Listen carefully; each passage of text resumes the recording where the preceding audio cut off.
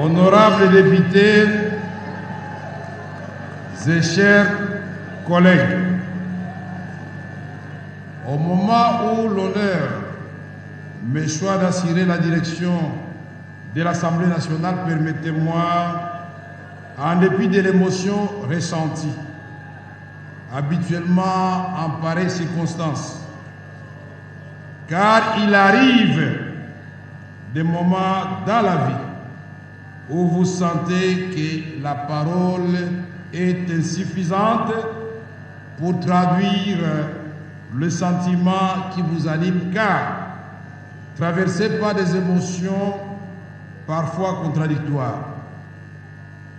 En prenant la parole devant vous aujourd'hui, je ne peux m'empêcher d'évoquer la main de l'Éternel qui, se plaçant au-dessus de nos insuffisances, a permis que ce jour arrive pour qu'ensemble nous soyons mobilisés afin de servir notre nation, pour que nous soyons présents pour affronter les défis auxquels elle fait face actuellement. Mes remerciements s'adressent à Dieu, notre Seigneur et notre Créateur, au président de la République, chef de l'État, commandant suprême des forces armées de la République démocratique du Congo, à qui notre peuple a renouvelé sa confiance et à qui encore je rends mes hommages les plus déférents. Je vous demande d'applaudir et le tout-puissant Dieu créateur et son serviteur Félix Antoine Tshisekedi Tshilombo de façon frénétique. Je voudrais aussi remercier le peuple congolais et vous, mes chers collègues députés, qui viennent de me charger de conduire notre destinée parlementaire à bon port. Cet événement intervient au moment où les ennemis de la démocratie ont agi de manière criminelle contre notre État, sémant à l'Est et maintenant à l'Ouest un fleuve de sang dans une aventure de prédation qui n'a que trop duré et à laquelle nous sommes déterminés de mettre fin. Dernièrement encore, nous déplorons l'incursion d'un commando non autrement identifié et lourdement armé qui a tenté en vain de déstabiliser les institutions de la République et dont ma famille et moi-même avons été victimes, et nous avons eu la vie sauve grâce à la miséricorde divine.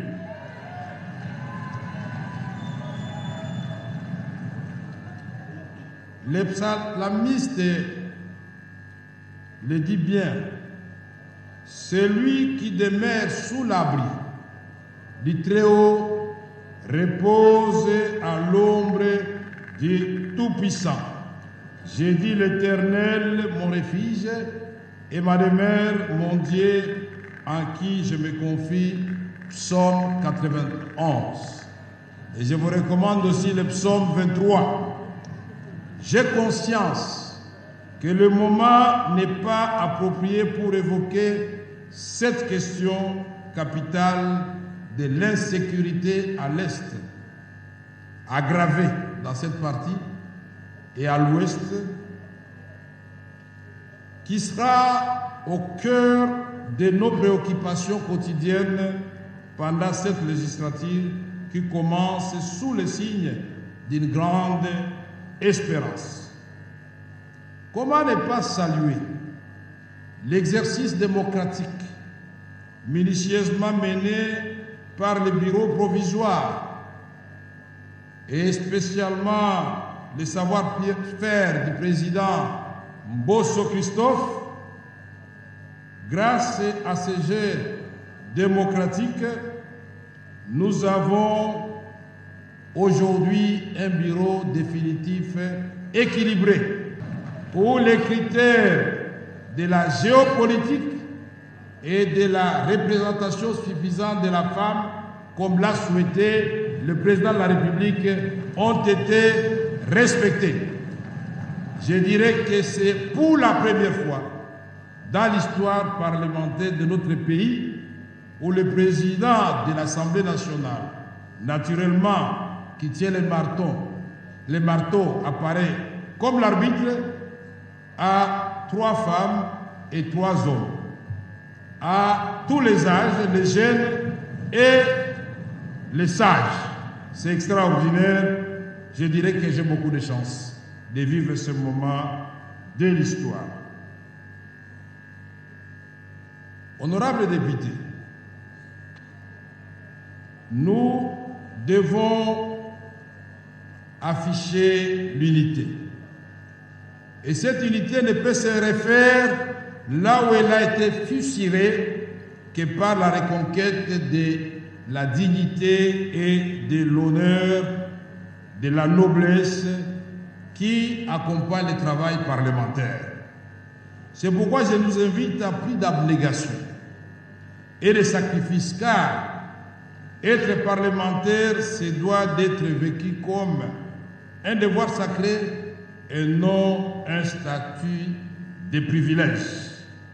Nous devons demeurer aux côtés de nos électeurs, j'allais dire aux côtés du peuple congolais. Nous irons ensemble devant ce même peuple pour lui présenter les résultats de notre travail et il devrait ainsi nous recevoir avec allégresse à condition que nous ayons travaillé profondément à l'amélioration de ces conditions de vie. Honorables députés et chers collègues, pour mieux accomplir cette mission constitutionnelle, il nous faut la réhabilitation du député national dans son honneur et dans sa dignité.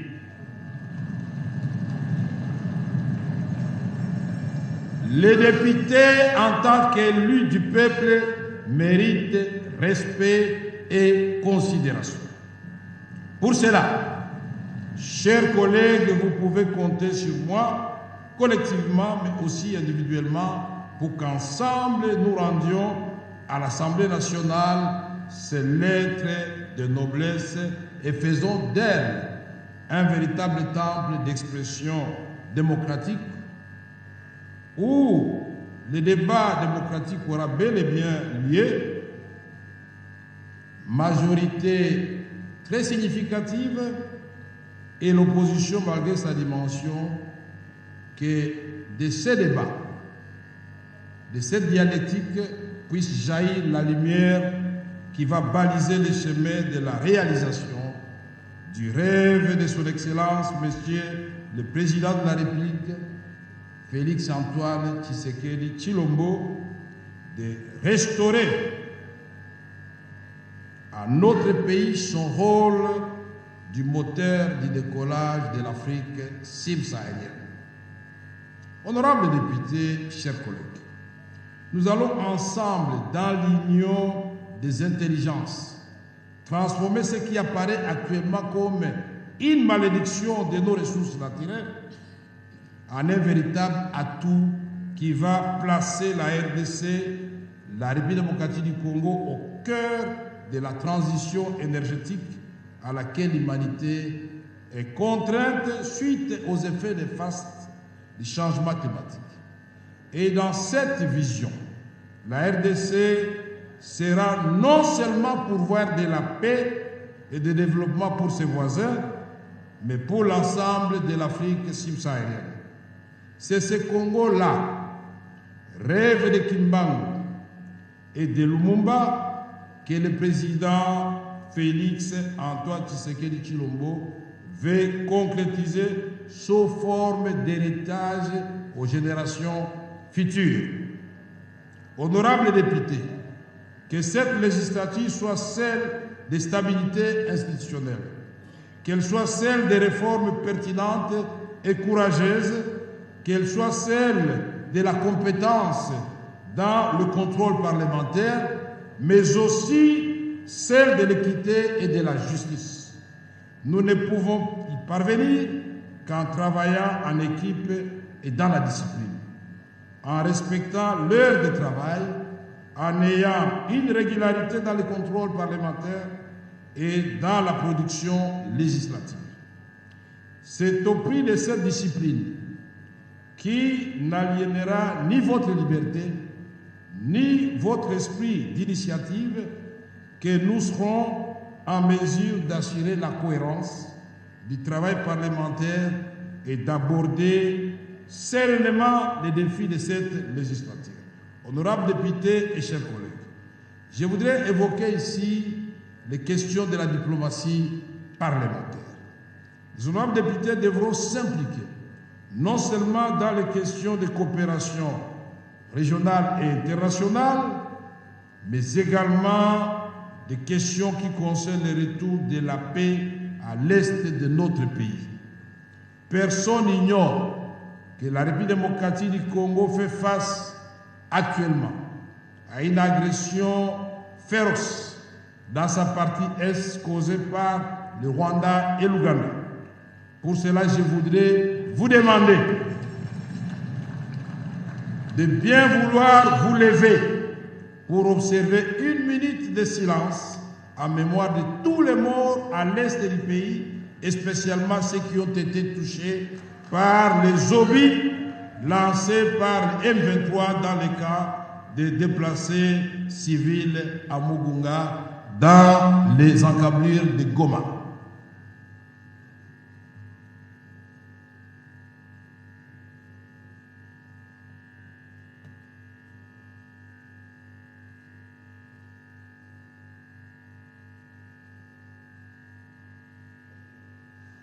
Je vous remercie. Honorables députés et chers collègues, la paix est possible. Pour le gouvernement congolais, la recherche de la paix ne souffre d'aucun doute. La guerre nous est imposée. L'urgence de restaurer la paix et la sécurité et de stopper définitivement cette guerre injuste que nous subissons, ainsi que toutes les atrocités qui s'ensuivent, s'impose. Plus elle dure, plus elle cause des dégâts humains et matériels chez nous. N'oublions pas que la guerre se déroule sur le territoire congolais. Honorables députés et chers collègues, les points inscrits à l'ordre du jour aujourd'hui étant épuisés, comme l'a si bien dit le président du bureau provisoire, l'honorable Mbosso, les matières ayant été bien fixées dans la Constitution, et aujourd'hui, le point de chute, c'était l'installation. La séance est donc levée tout en vous souhaitant bonne fête pour ceux qui vont fêter, mais moi je voudrais vous souhaiter une bonne méditation, car la responsabilité qui est la nôtre est énorme. La séance est levée.